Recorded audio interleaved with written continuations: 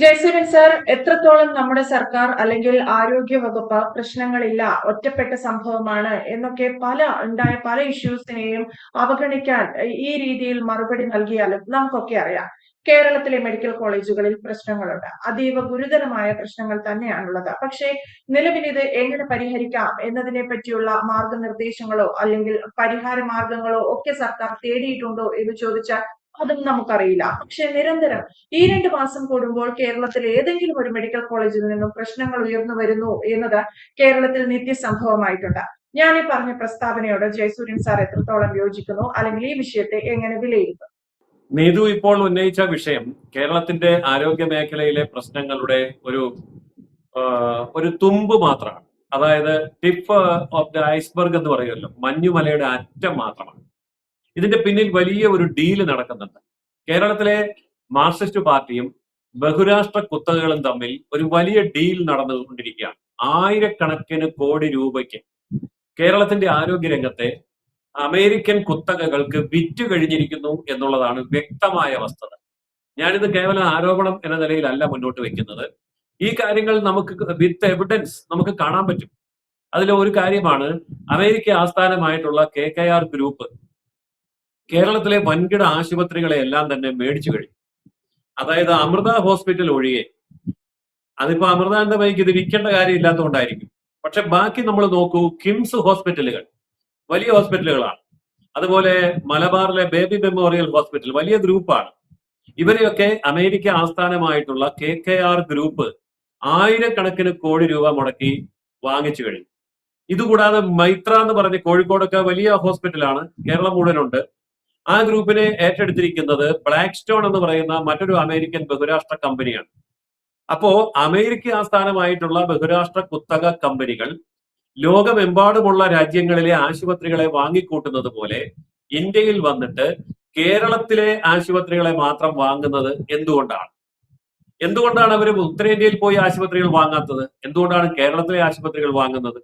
അതിനുവേണ്ടി ആയിരക്കണക്കിന് കോടി രൂപ എന്തുകൊണ്ടാണ് അവർ മുടക്കുന്നത്? കാര്യം വളരെ വ്യക്തമാണ്. മാർക്സിസ്റ്റ് പാർട്ടിയും ബഹുരാഷ്ട്ര കുത്തകകളും തമ്മിൽ ഒരു കച്ചവടം ഉറപ്പിച്ചിരിക്കുന്നു. ആ കച്ചവട കാര്യങ്ങൾ ചർച്ച ചെയ്യാൻ വേണ്ടിയാണ് ശ്രീ പിണറായി വിജയൻ ചികിത്സയ്ക്ക് വേണ്ടി എന്ന് പറഞ്ഞ് അമേരിക്കയ്ക്ക് പോകുന്നത്. പിണറായി വിജയൻ എവിടെയൊക്കെയാ ചികിത്സയ്ക്ക് പോയിരിക്കുന്നത്? ഇന്ത്യയിലാണെങ്കിൽ അപ്പോളോ ഹോസ്പിറ്റൽ, ചെന്നൈയിലെ അപ്പോളോ ഹോസ്പിറ്റൽ നമുക്ക് എല്ലാവർക്കും അറിയാവുന്നതുപോലെ ഒരു സ്വകാര്യ കുത്തക മെഡിക്കൽ മേഖലയിലെ സ്ഥാപനമാണ്, ഒരു കുത്തക കമ്പനിയാണ് അപ്പോളോ ഹോസ്പിറ്റൽ ഗ്രൂപ്പ്. അതുപോലെ അമേരിക്കയിലെ മയോ ഗ്രൂപ്പ്, അതും ഒരു സ്വകാര്യ ആശുപത്രിയാണ്. അപ്പൊ അമേരിക്കയിലെ മയോ ക്ലിനിക്കിലും ചെന്നൈയിലെ അപ്പോളോയിലും മാത്രം ചികിത്സിക്കാൻ പോകുന്ന പിണറായി വിജയൻ പറയുന്നത് എന്താണ്? കേരളത്തിന്റെ ആരോഗ്യരംഗം നമ്പർ 1 ആണ്. അങ്ങനെ നമ്പർ 1 ആണെങ്കിൽ എന്തിനാണ് ചെന്നൈയിലും അമേരിക്കയിലും പോയി ഈ സ്വകാര്യ ആശുപത്രികളിൽ മാത്രം ചികിത്സിക്കുന്നത്? ഇയാൾ കമ്മ്യൂണിസ്റ്റ് നേതാവാണെന്നല്ലേ പറയുന്നത്. അപ്പോൾ ഇതിന്റെ പിറകിൽ പിണറായി വിജയന്റെ പാർട്ടി അല്ലെങ്കിൽ പിണറായി വിജയൻ വ്യക്തമായിട്ടുള്ള ഒരു കച്ചവടം ഉറപ്പിച്ചിട്ടുണ്ട്. ആ കച്ചവടമാണ് ആയിരക്കണക്കിന് കോടി രൂപയ്ക്ക് കേരളത്തിന്റെ ആരോഗ്യ രംഗത്തെ ബഹുരാഷ്ട്ര കുത്തകകൾക്ക്, വ്യക്തമായിട്ട് പറഞ്ഞാൽ KKR ഗ്രൂപ്പിനും ബ്ലാക്ക് സ്റ്റോൺ ഗ്രൂപ്പിനും എഴുതി വിറ്റിരിക്കുന്നത്. ഇതിന്റെ പിറകിൽ മറ്റു ചില താല്പര്യങ്ങളുണ്ട്. ഈ ഒരു കാര്യം കേരളത്തിൽ നടക്കണമെങ്കിൽ കേരളത്തിലെ 55% രോഗികൾ ആശ്രയിക്കുന്ന സർക്കാർ ആശുപത്രികൾ, സർക്കാർ മെഡിക്കൽ കോളേജുകൾ. ഇതിന്റെ ഇന്നത്തെ അവസ്ഥ എന്താണ്? നമ്മൾ പറയാതെ അറിയാം. ചില മെഡിക്കൽ കോളേജുകൾ കെട്ടിടം ഇടിഞ്ഞു വീഴുന്നു. ചില മെഡിക്കൽ കോളേജുകളിൽ കത്രിക അടക്കം പല സാധനങ്ങളും രോഗിയുടെ വയറ്റിൽ വെച്ച് തുന്നിക്കെട്ടും. എന്നിട്ട് അത് 5 വർഷം കഴിഞ്ഞ് 6 വർഷം കഴിഞ്ഞ് കണ്ടുപിടിക്കുമ്പോൾ കത്രികയല്ല, അത് അകത്തിരുന്നാലും കുഴപ്പമൊന്നുമില്ല എന്ന് വിശദീകരണം കൊടുക്കുന്നു. ഇതൊക്കെയാണ് കേരളത്തിന്റെ ആരോഗ്യ മേഖലയിൽ നടന്നുകൊണ്ടിരിക്കുന്നത്. അതുപോലെ ഇടത്ത് കാലിന് ഓപ്പറേഷൻ ചെയ്യാൻ പോകുന്നതിന്റെ വലത്ത് കൈ ഓപ്പറേറ്റ് ചെയ്യുന്നു. അപ്പൻഡിക്സിന് ഓപ്പറേഷൻ ചെയ്യാൻ കിടക്കുന്ന കുട്ടിയുടെ കണ്ണ് ഓപ്പറേറ്റ് ചെയ്യുന്നു. എന്തെല്ലാം കാര്യങ്ങളാണ് ഈ മെഡിക്കൽ മേഖലയിൽ, ഗവൺമെന്റ് മേഖലയിൽ നടന്നുകൊണ്ടിരിക്കുന്നത്? അതിന്റെ കാരണം വ്യക്തമാണ്. ഇങ്ങോട്ട് ആരും വരരുത്, ഇവിടെ ഒരു രക്ഷയില്ല എന്നുള്ള ഒരു മെസ്സേജ് ഭരണകൂടം നൽകുകയാണ്, പൊതുജനങ്ങൾക്ക് കൊടുക്കുകയാണ്. 5700 ഡോക്ടർമാരുടെ തസ്തികകളാണ് കേരളത്തിലെ മെഡിക്കൽ കോളേജുകളിലും സർക്കാർ ഹോസ്പിറ്റലിലുമായിട്ട് ഇപ്പോൾ ഒഴിഞ്ഞു കിടക്കുന്നത്. 5700 ഡോക്ടർമാരുടെ ഒഴിവെന്ന് പറഞ്ഞാൽ അതിന്റെ അവസ്ഥ എന്താണ്? അപ്പോൾ ഇപ്പൊ നിലവിലുള്ള ഡോക്ടർമാര് വർക്ക് ലോഡ് താങ്ങാൻ വയ്യാതെ വളരെ അപകടകരമായ രീതിയിലാണ് ജോലി ചെയ്യുന്നത്. നഴ്സുമാരുടെ എണ്ണം 10,000-ലേറെ നഴ്സുമാരുടെ ഒഴിവുകളാണ് നികത്താതെ കിടക്കുന്നത്. അതുപോലെ തന്നെയാണ് ടെക്നീഷ്യന്മാരുടെ കാര്യം. ടെക്നീഷ്യന്മാര്, ലാബ് അസിസ്റ്റന്റുമാര്, മറ്റ് സപ്പോർട്ടിംഗ് സ്റ്റാഫ്, മെഡിക്കൽ, പാരാമെഡിക്കൽ ഇങ്ങനെയൊക്കെയുള്ള മേഖലകളിൽ ആയിരക്കണക്കിന് ഒഴിവുകൾ നികത്താതെ കിടക്കുകയാണ്. ചുരുക്കി പറഞ്ഞാൽ മെഡിക്കൽ രംഗം കുത്തഴിഞ്ഞ് തകർത്തിട്ട് കൊടുത്തിട്ട് ഇത് ബഹുരാഷ്ട്ര കുത്തുകൾക്ക് കടന്നു വരാനുള്ള അവസരമാക്കി മാറ്റുക. നമുക്ക് വ്യക്തമായിട്ട് അറിയാവുന്ന ഒരു കാര്യമാണല്ലോ, സർക്കാർ ആശുപത്രിക്ക് മരുന്ന് കൊടുക്കാൻ കമ്പനികൾ തയ്യാറല്ല. എന്താ കാരണം? അവരോട് ചോദിക്കുമ്പോൾ അവർ പറയുന്നത് ആയിരക്കണക്കിന് കോടി രൂപ കുടിശ്ശികയാണ്. അതുപോലെ ഇൻഷുറൻസ്, മെഡിക്കൽ ഇൻഷുറൻസ് ഒരു കമ്പനിയും പറയുന്നില്ല സർക്കാർ ഞങ്ങൾക്ക് പൈസ തന്നു, ഞങ്ങൾ നിങ്ങൾക്ക് സർവീസ് തരാം. എന്തുകൊണ്ടാണ്? 70 വയസ്സിന് മുകളിലുള്ളവർക്ക് സൗജന്യ ഇൻഷുറൻസ് കൊടുക്കാമെന്ന് പറഞ്ഞു, കേരളത്തിൽ മാത്രം നടപ്പാകുന്നില്ല. എന്തുകൊണ്ടാണ്? പ്രായം 70 വയസ്സാണെങ്കിലും 7 വയസ്സാണെങ്കിലും ഒരു ഇൻഷുറൻസ് കമ്പനിയും കേരളത്തിന്റെ സർക്കാർ ആശുപത്രിയിൽ ഇൻഷുറൻസ് കൊടുക്കാൻ തയ്യാറല്ല. കാരണം സർക്കാർ ഈ പൈസ ഇൻഷുറൻസ് കമ്പനിക്ക് കൊടുക്കില്ല. ബജറ്റ് എടുത്ത് നോക്കൂ. കഴിഞ്ഞ ബജറ്റില് നമുക്ക് മെഡിക്കൽ മേഖലയ്ക്ക് നീക്കി വെച്ചിരിക്കുന്ന ആയിരക്കണക്കിന് കോടി രൂപ വെട്ടിക്കുറച്ചു.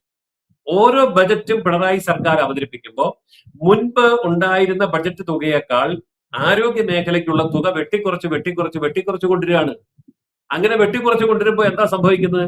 ഉപകരണം വാങ്ങാൻ പൈസയില്ല, മരുന്ന് വാങ്ങാൻ പൈസയില്ല, ഡോക്ടർക്ക് അല്ലെങ്കിൽ സ്റ്റാഫിന് ശമ്പളം കൊടുക്കാൻ പൈസയില്ല, കെട്ടിടം പണിയാൻ പൈസയില്ല, ആംബുലൻസിന് പൈസയില്ല, സ്കാനിങ് മെഷീന് പൈസയില്ല.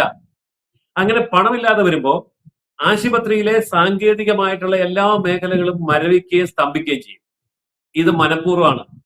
അങ്ങനെ വരുമ്പോൾ പുറത്ത് സ്കാനിങ് സെന്ററുകളും മെഡിക്കൽ ലാബുകളും മറ്റ് സംവിധാനങ്ങളും തഴച്ചു വളരും. ഞാൻ ഈ പറയുന്ന കാര്യങ്ങൾ ആർക്കെങ്കിലും സംശയം ഉണ്ടെങ്കിൽ പരിശോധിക്കാം.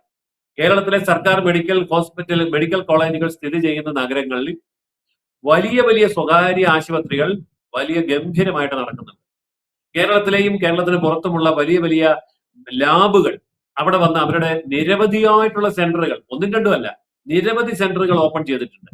സ്കാനിങ് ആയിട്ടും ഡയാലിസിസ് ആയിട്ടും മറ്റു രീതിയിലും എല്ലാ രംഗത്തും. അപ്പോൾ ആയിരക്കണക്കിന് കോടി രൂപയുടെ വമ്പൻ ഡീലാണ് മാർക്സിസ്റ്റ് പാർട്ടി ബഹുരാഷ്ട്ര കമ്പനികളും ഇന്ത്യക്കകത്തുള്ള കുത്തകകളുമായിട്ട് ചെയ്തിരിക്കുന്നത്. ഇതൊക്കെ കേരളത്തിന്റെ രക്തമൂറ്റി കുടിച്ച് സാമ്പത്തിക കൊള്ള നടത്താൻ വേണ്ടി പിണറായി വിജയൻ വളരെ ആസൂത്രിതമായി ചെയ്തിരിക്കുന്ന കാര്യമാണ്. എന്നിട്ട് പറയുന്നതോ കേരളം നമ്പർ 1 ആണ്. അപ്പോൾ മലയാളി ഇനിയെങ്കിലും പ്രതികരിച്ചില്ല എങ്കിൽ മരിച്ചു വീഴുമെന്നാണ് എനിക്ക് ഇവിടെ സൂചിപ്പിക്കാനുള്ളത്. ജയസൂര്യൻ സർ പോലെ ആരോഗ്യ കേരളം നമ്പർ 1 എന്ന് പറയുമ്പോഴും കേരളത്തിന്റെ മെഡിക്കൽ കോളേജുകളിൽ അല്ലെങ്കിൽ കേരളത്തിന്റെ ആരോഗ്യ രംഗത്ത് ഇത്രയേറെ പ്രശ്നങ്ങൾ നിഴലിക്കുന്നുണ്ട്. സാർ പറഞ്ഞ വസ്തുതകൾ വെച്ചാണെങ്കിൽ അമേരിക്കയിലെ പ്രമുഖ കമ്പനികൾക്ക് കേരളത്തിന്റെ ആരോഗ്യ രംഗം തീരെഴുതി കൊടുത്തു എന്നത് വലിയ ചർച്ചയാകേണ്ടുന്ന ഒരു വിഷയമാണ്. മെഡിക്കൽ കോളേജുകളിൽ നിന്നുള്ള ഇത്തരം നിരന്തരമായ അലംഭാവങ്ങൾ വാർത്തകളിൽ നിറയുന്നുണ്ട്.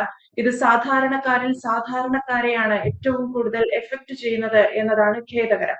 എന്തായാലും ഇതിന്മേൽ ചർച്ചകൾ പുരോഗമിക്കുകയാണ്. കേരളത്തിലെ ആരോഗ്യ രംഗത്തിന് പ്രത്യേകിച്ച് മെഡിക്കൽ കോളേജുകളിൽ എന്ത് സംഭവിക്കുന്നു എന്നത് വരും ദിവസങ്ങളിൽ കൂടുതൽ അറിയാൻ സാധിക്കും. വ്യക്തമാണ്. Thank you Jayasuryan sir. കൂടുതൽ വാർത്തകളും വിശേഷങ്ങളും നിങ്ങളിലേക്ക് എത്താൻ ABC മലയാളം സബ്സ്ക്രൈബ് ചെയ്യുക, ബെൽ ബട്ടണും അമർത്തുക.